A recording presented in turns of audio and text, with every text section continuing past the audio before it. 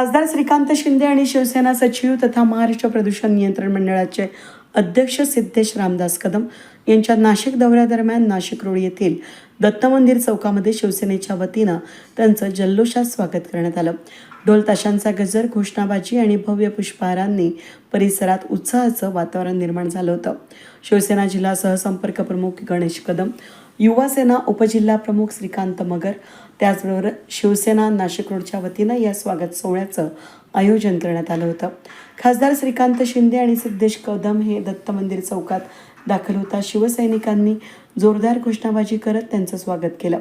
त्यानंतर खासदार श्रीकांत शिंदे आणि सिद्धेश कदम यांचा पुष्पहार घालून सत्कार करण्यात आला. या स्वागत सोहळ्यासाठी शिवसेनेचे पदाधिकारी, शिवसैनिक, महिला आघाडीच्या पदाधिकारी आणि कार्यकर्त्या, युवा सेनेचे पदाधिकारी, त्याचबरोबर विविध अंगीकृत संघटनांचे कार्यकर्ते मोठ्या संख्येनं उपस्थित होते.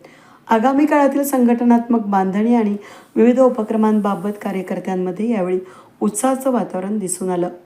यावेळी गणेश कदम, निकेश पाटील, श्रीकांत मगर, यश बच्छाव, तुषार भोसले, राहुल पगारे, शिवा तकाटे, नितीन चिडे, हरीश भडांगे, सुदाम ताजनपुरे, नितीन खर्जुल, लकी ढोकणे, मंजुषा पवार, संगीता पाटील, सुनीता जाधव यावेळेस उपस्थित होते.